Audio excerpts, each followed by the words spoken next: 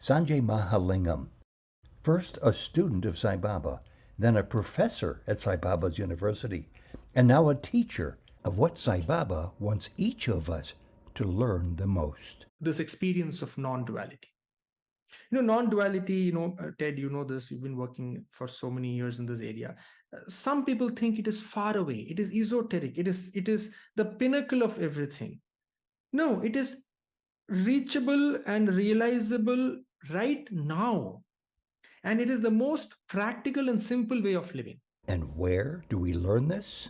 It's not out there. It's not for the monks and the yogis sitting on top of the Himalayas. It is for Ted and Sanjay to realize it right now. And how do I need to change myself? No transformation is required. No change is required. No talent is required. No great faculty of the mind or the body is required. Just willingness and attention, and it is realizable right now. How to make this real for yearning and willing participants? And there are so many of them out there.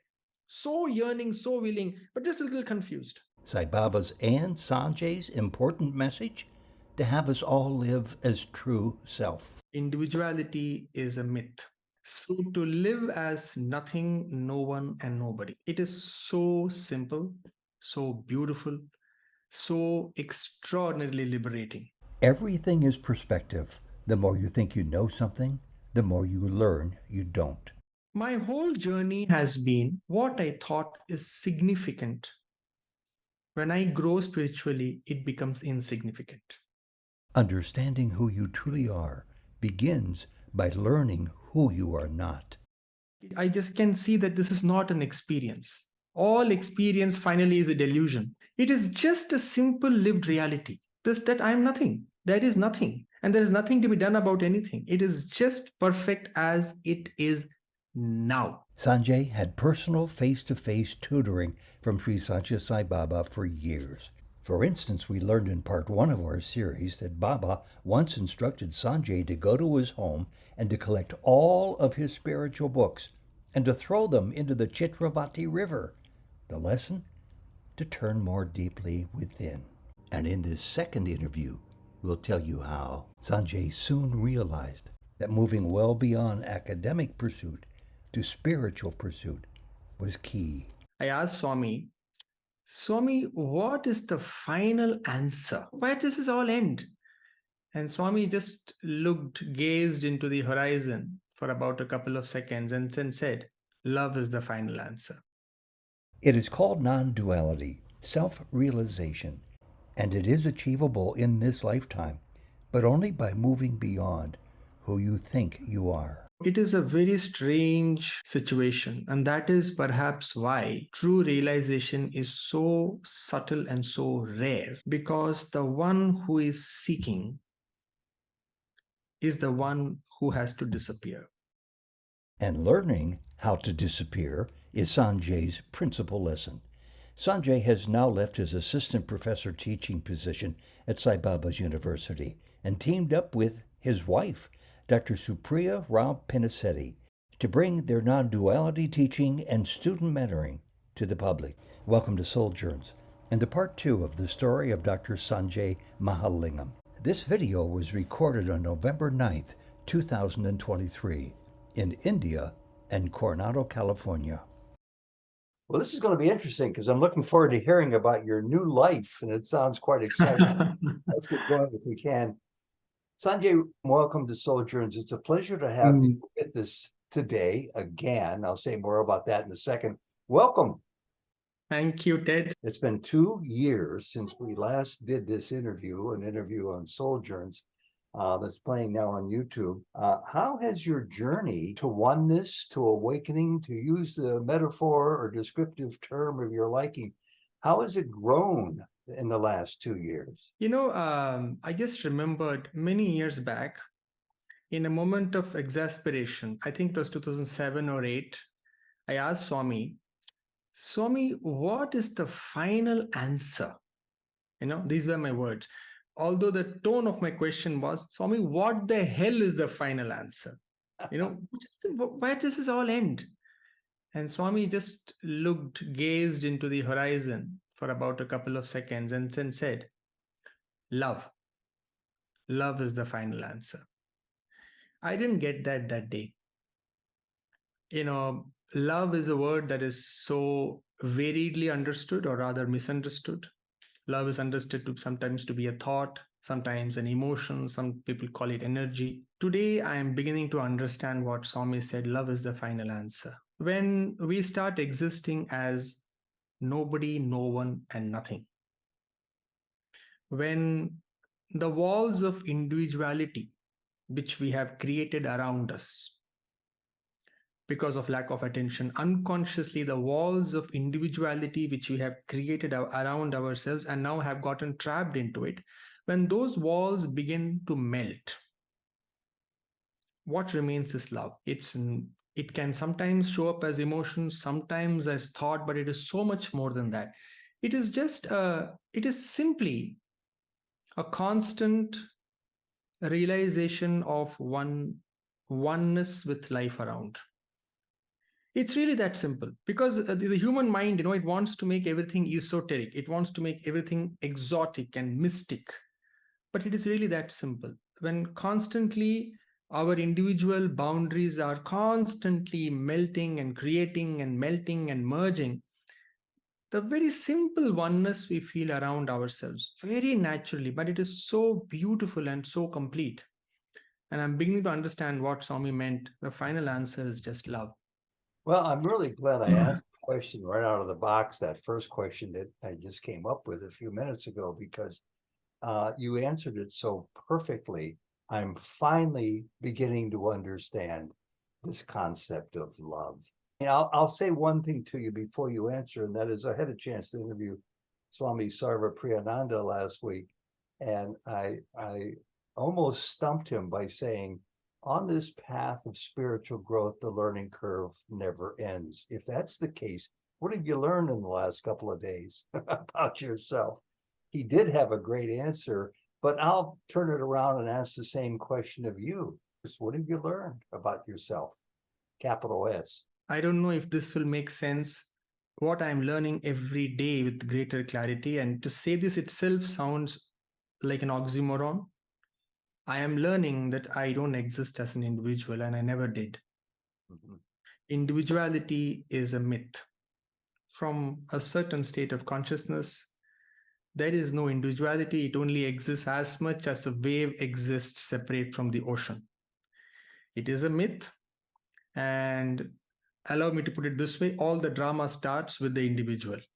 Yeah. So to live as nothing, no one, and nobody, it is so simple, so beautiful, so extraordinarily liberating. That's what I have learned and keep learning, and this clarity becomes clearer and clearer with every passing moment. And at the same time, it becomes clearer that no moment is ever passing. Life is always in this moment. There is nothing outside of here, and the individual is also okay. Now and then the individual appears. It's fine. That's fine too. An individual appears and the individual disappears. To know the individual is wonderful, but really to know what is when I am not, what is when I as an individual self is not, what remains, that is so evident, so present, and so clear, and it is so here and now. That's been the most amazing journey for me for the last 2 years. It's not even an experience, and the funny thing is, it's not, because everyone on the spiritual path is chasing experiences. From simple yogis to advanced monks to great teachers, everybody seems to be talking about experiences. But the more I live in this nothingness, I just can see that this is not an experience. All experience finally is a delusion. It is just a simple lived reality. That I am nothing. There is nothing. And there is nothing to be done about anything. It is just perfect as it is now. So for those people who are new to this and they're watching this, maybe because they're a Souljourns follower or a Sai Baba devotee, or maybe somebody from some other walk of life who's chanced upon this interview, it's a concept that's really easy to say, and you said it well, that the individual does not exist. Can you explain it, though, a little more clearly? Because it's so important that people get this at the outset, I think. Yeah, beautiful, Ted. You're very right. Just saying individual doesn't exist doesn't work. What works is bringing sharp attention to the individual. What is this individual made of? To look for this individuality, to try to, so to say, nail down this individuality. What is this individuality? Where does it come from? How is it sustained? What sustains this myth of me existing as a separate individual, separate from life around me? What sustains this myth of I and the other? So this has been actually my work for the last 2 years that I've been working with so many people. What are individuals made of? Individuals, what is, so to say, what are the elemental brick and mortar that holds the individual together? It is, of course, first the human physical form and our identification with it. Then there is thought. And when I say thought, it is thoughts about past, present, future. The individual's idea of what is right and what is wrong. In a transactional world, it may be useful, but in a spiritual world, when we're trying to truly liberate ourselves from the shackles of individuality, the ideas of right and wrong are actually a prison. Ideas of moral, immoral, the ideas of worldly, spiritual, the ideas of past, present, future, my anxieties about the future, my guilt about the past, my worries about the present, all these things, accumulated emotions stored in the body.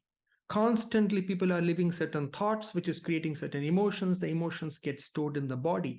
All this identification with the name, Sanjay, just 2 syllables, but our deep identification with the name, the form, the thought, the emotion, the past, the present, the future, fear, guilt, anxiety, this whole thing, if these were beads, as Swami says, the thread running through this is the simple thought, I. And this I thought accumulates all this around itself and holds it together and creates a myth of an individual. And the way back is how we reached here. We have to retrace our steps back. We have to start looking at the elements of what makes an individual. And as we look, a strange sense of clarity will begin to naturally emerge, where, so to say, there will be cracks in the roof and the sunlight starts to come in, and an awareness starts to rise on its own that I am not the individual at all. I'm simply nothing. Eternal awareness. We could use any words, but really, words can never capture what it is, because it is really, and I'm not just saying for the sake of saying, it is truly wordless, because words have meanings and nothing is meaningless. It is prior to the creation of any meaning. It is prior to any conception of it. It simply is. What to say about it? What one can do rather is, yes, one can learn practices, one can learn ways of looking at how I reached this solid, rigid idea of individuality, how I became the stubborn individual.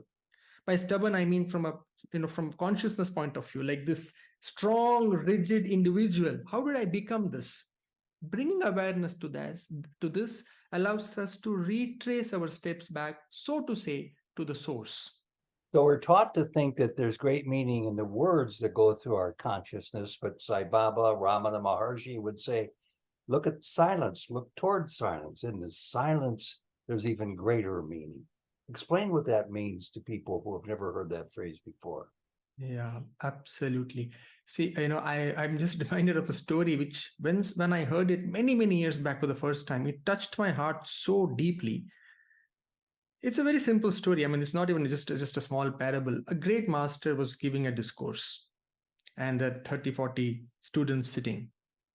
And it was fantastic discourse, great eloquence, great philosophical outpouring. At the end of the discourse, one excited disciple asked another disciple, "Did you hear what the master said? How eloquent, how beautiful." And the other disciple said, I was so distracted by his silence that I could not hear his words. And when I first heard that story many, many years back, it just shook me. Wow, like this is what we have to look for in Swami. In the middle of all this drama, is all his words and discourses and the activities of the body, which we call Bhagavan Sathya Sai Baba.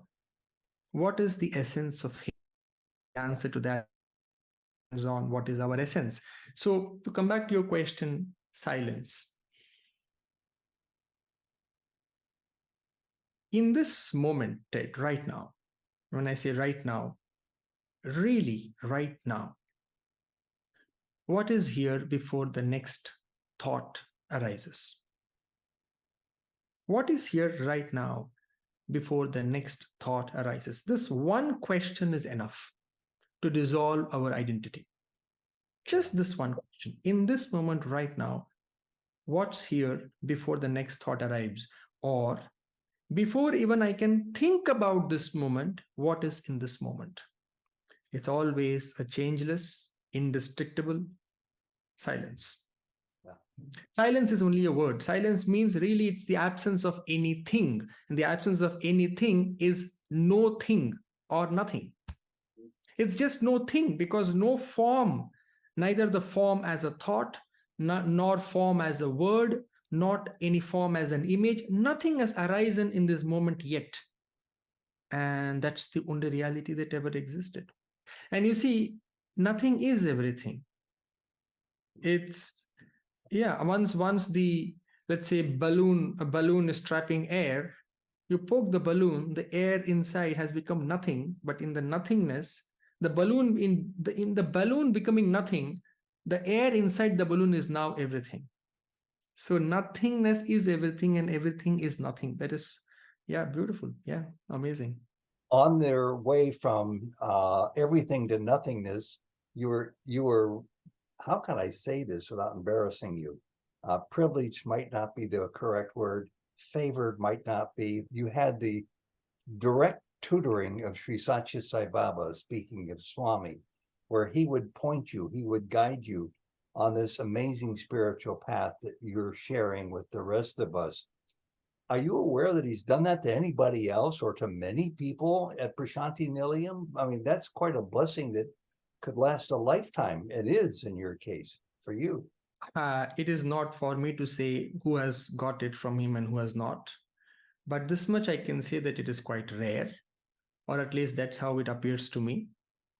I do know of 4 or 5 very great beings who have received tremendous realizations from Swami. They're not in the public domain, so there is no point in naming them, and people won't know of them. They're just there. But I think it is rare. I'm not sure really. Statistically, I cannot say how many did not, because it is for each individual to say, not for anybody else to say. It is for them to say what they got from Swami and what they did not. Ted, this is... And what Sanjay got from Swami? The truth, not about his accomplishments in life, but about his identity. My whole journey has been what I thought is significant. When I grow spiritually, it becomes insignificant. And as long as the human mind is still considering something to be significant, it has not really realized the unrealizable yet. There is still an idea of duality, that something is significant. That is why this experiences chasing happens by the mind. And it is also a form of chasing. In fact, my work with myself and anybody who is willing to work with me has really been just this: to see and to show that the idea of a path is a myth. And as long as the mind is wedded to this idea of a path, it will remain wedded to an idea of a future. And once there is future, there has to be past. And that mind can never dissolve absolutely totally in the present. At some point of time, the mind has to begin to see or shown that there is nothing else except this moment. There is no path at all. The only question that needs to be asked in this moment is, what is it in me that is taking me away from this moment? What is looking attractive to me that I refuse to keep the mind in this moment and allow it to wander out? Bring attention to what seems to the mind more urgent, more important, more attractive, for it to leave this moment and go around searching in the future and the past. When that is seen more and more, the mind begins to sit in the present. This idea of a path, this linear idea of time. See, that is why God is called timeless. Eternal. You use the word in your question, at least a couple of times you use the word eternal today. That's why I'm saying this. Eternal is a word that's lost in translation. Unfortunately, the Sanskrit word is akala. Akala means literally translated as timeless. But when that is translated in English, it is wrongly translated as eternal. God is not eternal. Eternal signifies a very long, unending duration of time. God is timeless. The idea of time isn't born in God yet. He is not a long time. There is no time. It is yet to appear. So, and that only can happen in the moment. When there is time, there has to be mind. When there is mind, there will be a path. When there is path, there will be linearity, which means today I will do sadhana. Tomorrow I will have experience A. Then I will have experience B. Then this will happen. One day, all this will end, and then I will be realized, and then I will sit like a Buddha, and my suffering will come to an end. That one day will never ever come for a million years, because that one day is today and that moment is now, and the mind has to see it. Right. And there's truth in what you said on many levels, timeless being one of them. But the other is what we euphemistically refer to as the spiritual path, as if you need it to get on a path to lead you to something you're seeking, when it's always your identity to begin with. There's no need to go more than 3 inches down the road, let alone 3 miles. So it's good to hear the way you come up with these expressions that help me, and I'm sure others, to see it more clearly. Ted, one other thing I've realized, which has kind of become my motto now. There is really no reality except the one we choose to say and believe in. So I have heard this, people come to me, oh, that's all fine, but sadhana is important, and only when we do sadhana, this happens, and I just tell them, you're right. And you know why you're right? Not because you're right because you say so. I don't know if it is coming through to you. What I believe in becomes right for me. When you truly say something and believe in your words and your thoughts, we in that process create our reality. There is no actual absolute reality out there waiting to be discovered. We are creating our reality in our thoughts and words. So a person gets up and says, no, I have to do sadhana for 10 years before my mind can become pure and I can become ready for self-inquiry. And I'm certain about it. Of course, he's right. Why is he right? Because he says so. As simple as that. So, does this mean that one can will himself, herself, to awaken? It is true that you can will yourself to spiritual growth, definitely. But at the same time, it is also true that the one who is willing is the one who needs to dissolve. So it is a very strange situation, and that is perhaps why true realization is so subtle and so rare, because the one who is seeking is the one who has to disappear. And the more one seeks to disappear, the more one will not disappear, because the very seeking will hold the individual together. That is why in the bhakti tradition, even when Swami spoke of bhakti, there is so much stress on surrender. And total surrender is also the surrender of seeking, the surrender of even the desire to grow. has to happen. By grow, I mean spiritually grow. Even the desire to spiritually grow, even the desire for things like self-realization, etc., even that has to be surrendered at the feet of the master. That is why in bhakti, so much stress is there on surrender. In fact, surrender is bhakti. So this seeking is useful. I mean, let me put it this way. When seeking has to happen, it will happen. We cannot stop it. It is the force of nature. When seeking has to happen through a certain body and mind, it will happen. And then one day on its own, that seeking will mature.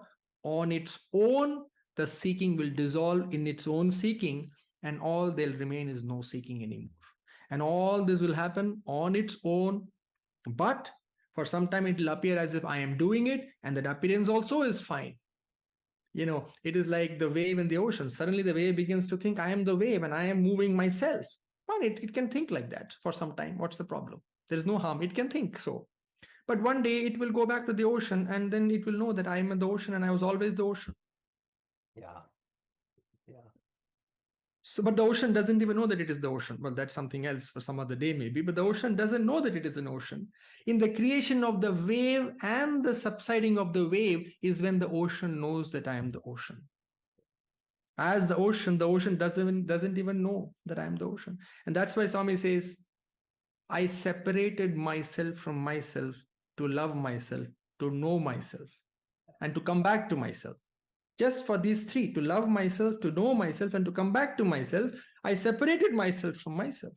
Because the ocean as it is doesn't even know that it is an ocean.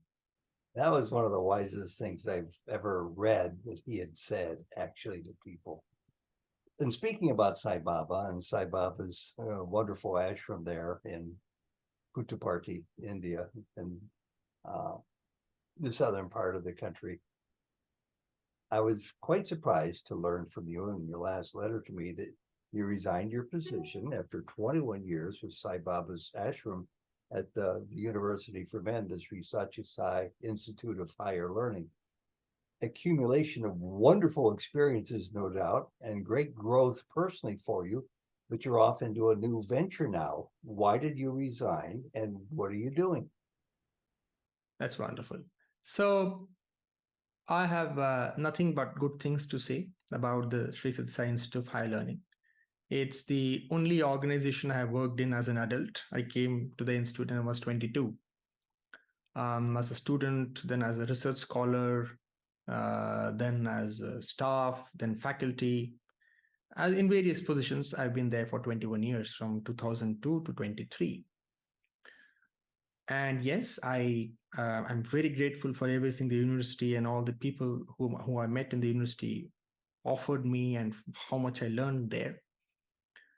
But what is my true calling, and what has been my true calling for some time now, is to live in freedom and to create that inner freedom for whoever is willing and interested. That's been what I have been. It's quite clear to me that Swami has been preparing me in his own way for this work. Everything that has happened to me in all kinds of ways, in all dimensions, seem to be coming together now and propelling this individual in this work. And simply for logistical reasons and other reasons, for me to be totally dedicate myself to this work, I had to leave the university. Otherwise, the time factor and all other commitments, it was becoming very difficult for me to commit to this work. So, and it is very clear to me that this is what Swami has been preparing me for, and this is really my life's love and delight.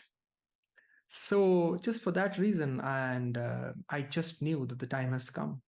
And most respectfully, with thanks to Swami, I submitted my resignation about 6 months back. I served my notice. And as of a month back, not even a month back, just as 20 days, since 20 days, I am out of the university. Well, it's time to celebrate your accomplishment. Yeah. And to your question, what I am doing now is my wife and me, we have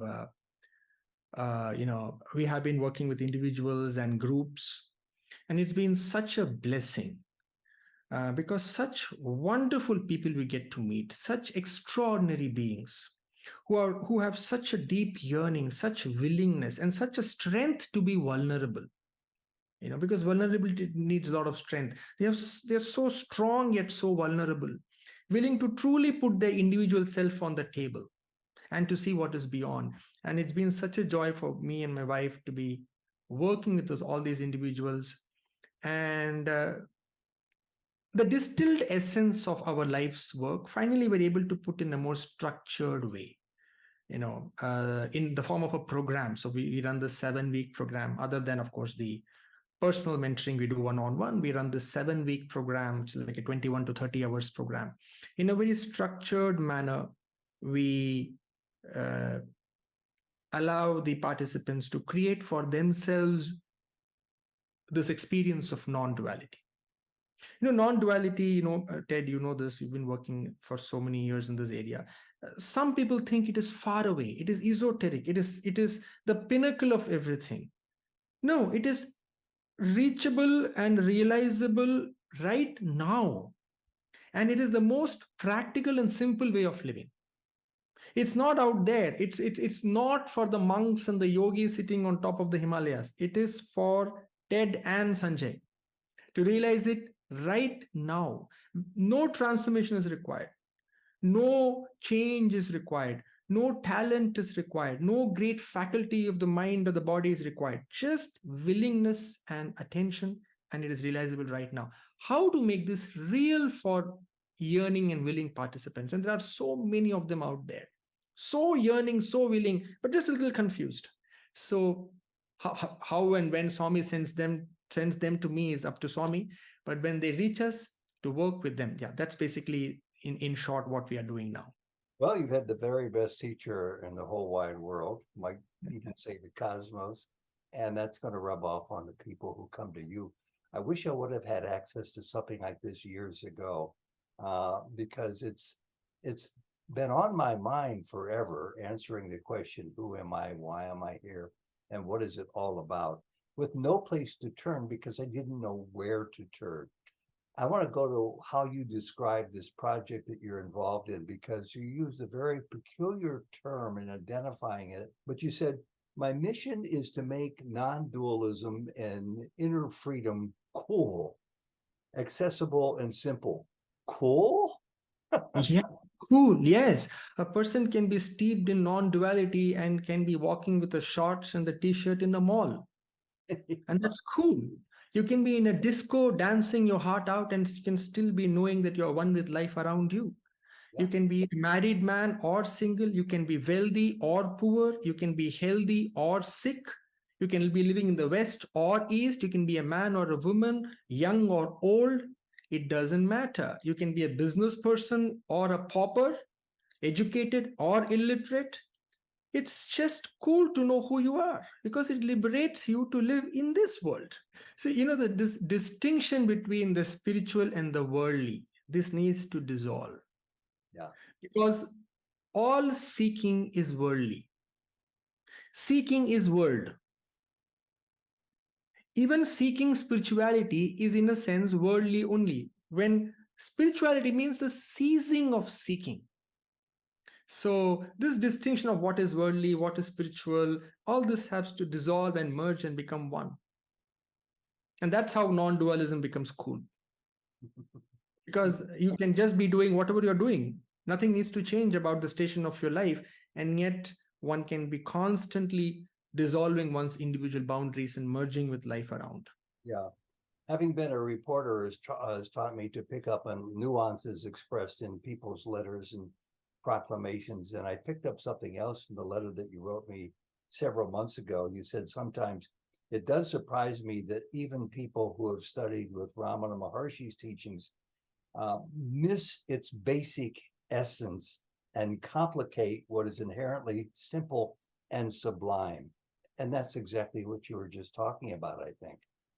Yes. I would go one step further, suggest courageously and humbly that many Sai Baba devotees miss that important instruction that Baba would bring to us all.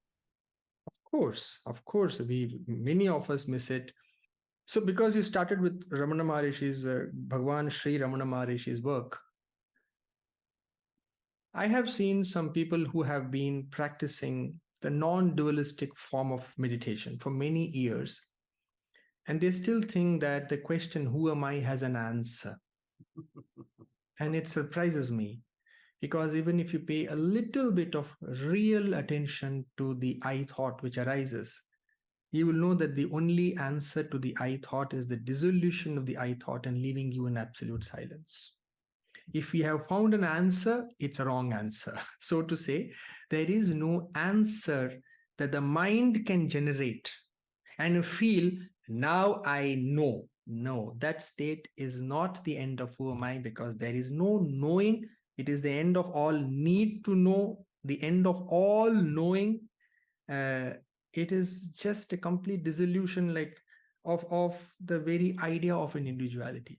So this is what I meant by, I have seen many people who seem to be committed, or at least they claim they are totally committed to the non-dualistic way, but they don't get it, that the ultimate aim is to not to know, but to dissolve. Increasingly, there's more on. By the way, Sanjay has no problem talking about Sai Baba's teachings and those of others, like Ramana Maharshi.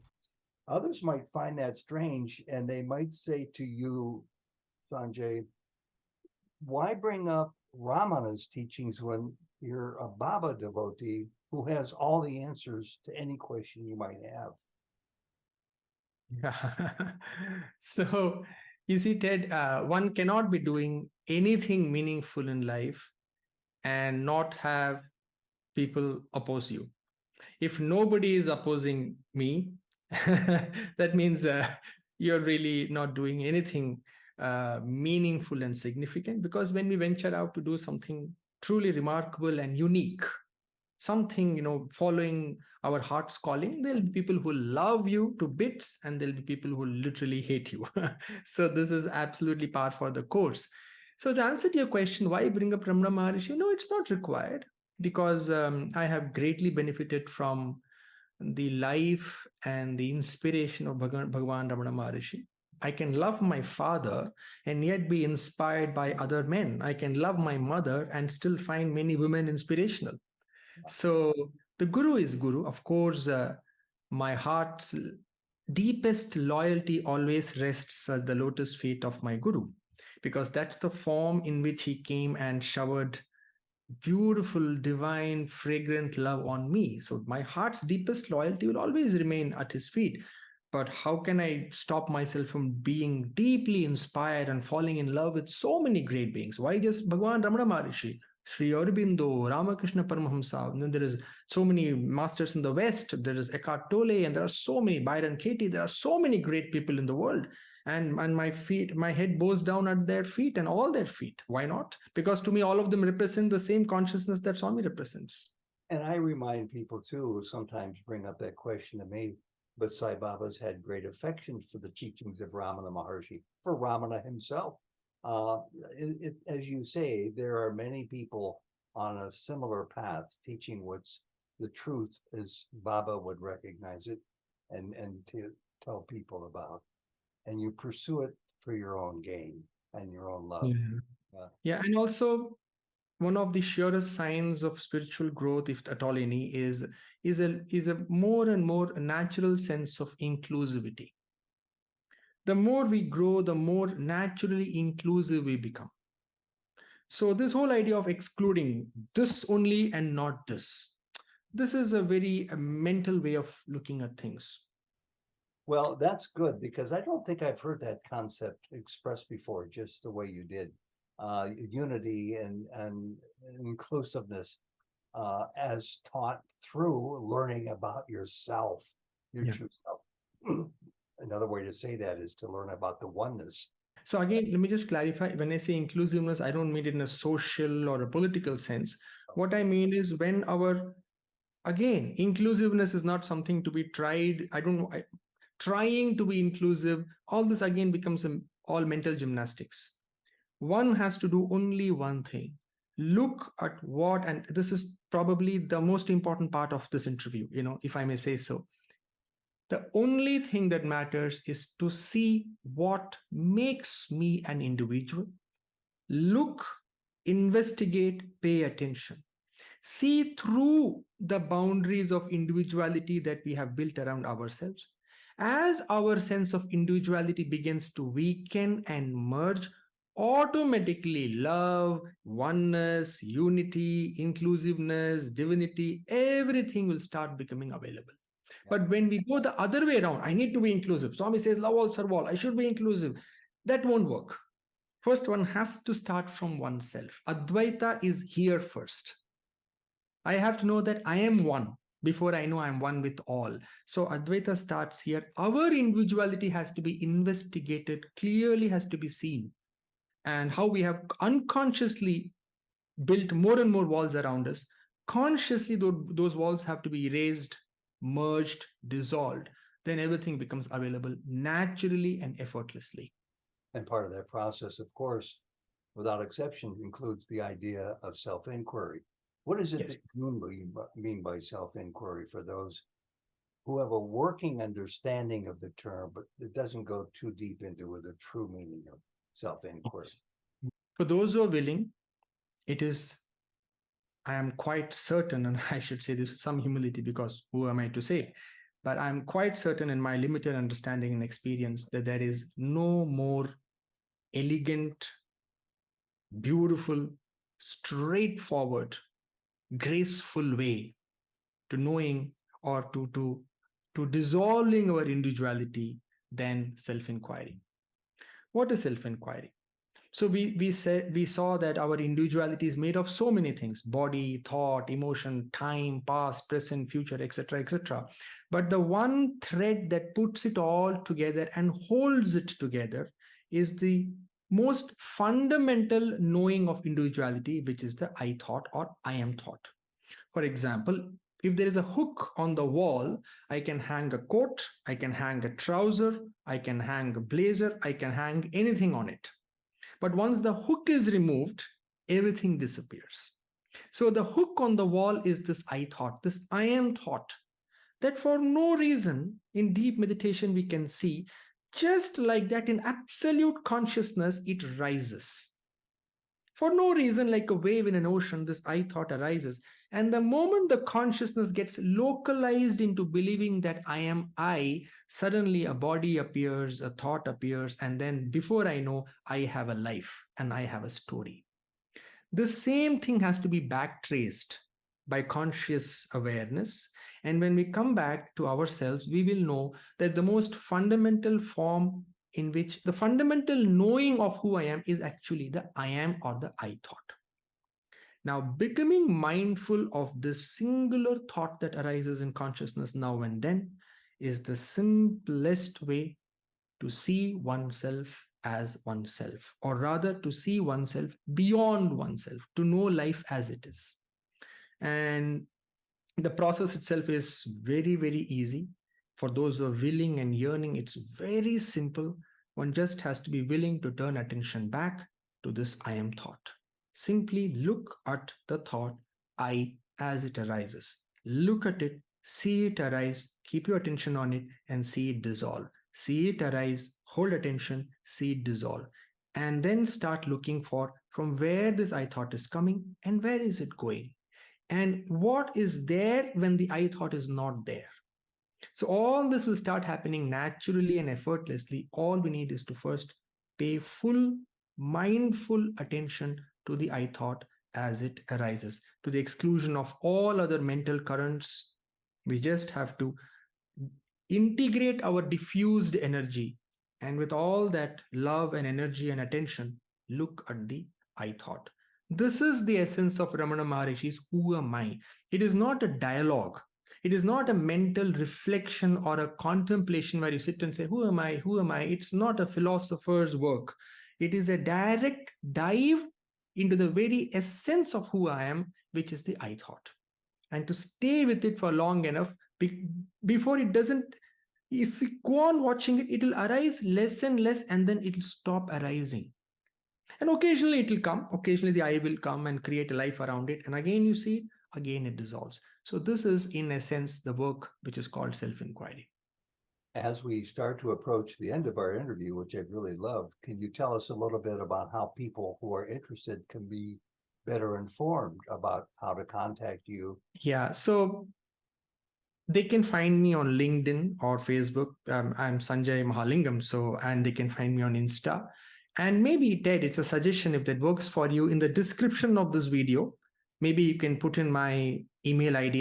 You have my email ID, and I'll let you know the URL, the web page. Yeah, and this is the joy of my life, and anyone who is deeply yearning to go beyond just a superficial understanding of spirituality, small experiences, small moments of beauty, but somebody who is seeking to totally unravel this story, so to say, who is yearning for a deep, direct realization of the divine, and something that cannot be taken away from you. Something that simply can't be taken away, because it is so simple, so straightforward, and so available that it cannot leave you. Anybody who is willing for that, the doors of my heart is really open. And Swami has sent so many such wonderful people to us just like that. How they find me, I don't even know. They just find me, and it's been wonderful. So yes, that's one thing we could do. If that works for you, in the description of this video, you could put in my email ID and my web page, and they can find me through that. Your wife is going to be a very important part of this program. She already is, since the program's away. Tell me a little bit about her background. It's quite incredible. 2007, I was sitting in the interview room with Swami in Vrindavan, in Trai Vrindavan, that is Swami's Vrindavan residence in Whitefield, Bangalore. And Swami said, your wife is sitting outside with her mother. And Swami pulls our legs like that. I said, no, Swami. Then Swami became quite serious. He said, your wife is sitting outside. And Swami said, she's also a PhD like you. I said, oh, okay, Swami. And then Swami said in Telugu, Vadukudu meelaga upanyasam chestundi, means she also gives talks like you. And the conversation ended. And then, lot of water went down the Chitravati. 2016 is when I met my current wife, Dr. Supriya Rao, and I just saw her, and I just knew it instantly. I didn't even know her name. I just saw her, and I knew that, we are going to go a long way together. And then, well, we finally got married. And the thing is, Ted, I don't know if you even will believe me when I say this. When we got married, I did not even know. I knew that she was spiritual, and I did not even know that her interests and her way of looking at spirituality is so aligned with me. We didn't even realize it until 2-3 years into the marriage. And then slowly we started. Of course, she comes from a Swami family. In fact, they're very old devotees. When Swami used to go to Hyderabad many years back, he used to stay in their house. Her grandfather is a very old devotee, I.J. Naidu, who was one of the first secretaries of Swami's trust. So yeah, it's a very Sai family. But then we realized our interests are so aligned, so aligned that what I think she says, or what she thinks I seem to say in a spiritual, in the spiritual domain. So then we got together, and then we both equally, we are actually really half. We co-created this program, which we call Inside Out, which people can see on the website. And so that's how it has come about. And yes, this program is delivered by both of us together. Yes. Anything you want to say in conclusion as we begin to wrap this up? My lived experience every day, little by little, more and more, mind and matter is becoming energy and nothingness. This is my constant in my journey every day. A little more of mind and matter becomes energy and nothing. This is a gradual process of dissolution. I think the day Swami looked at me, that process started. I may not have known, but when a great being like Swami looks at you with love, they call it initiation in the spiritual tradition. I think the process started, and now it is hurtling at a very accelerated pace. And every day, some more of me becomes nothing. And more and more, I find myself living as nothing, nobody, no one. And this is the most beautiful, this is the most fragrant way to live. And the only thing that gives me joy now is to make this available for more and more beings who are willing. So this is all there is to it. And before we end the interview, Ted, thank you so much for your kindness. And it's been such a pleasure talking to you and knowing you, such a fine gentleman, so spiritual, such a great human service you've done in this area. You've interviewed, I don't know, hundreds of people, and you've brought so many different ways of looking at reality, so many different traditions, so many different teachings, so many different approaches to spirituality you've made available to so many tens and thousands of people. I really am inspired by your enthusiasm and your motivation to bring this. So, and also particularly thanks for having me twice. Really, I'm very grateful for your kindness and sweetness. Thank you. Thank you very much. Sanjay, it's always a pleasure to talk to you. I'd love to catch up with you again in the years to come. Good luck. God bless both your wife and yourself on your new endeavor.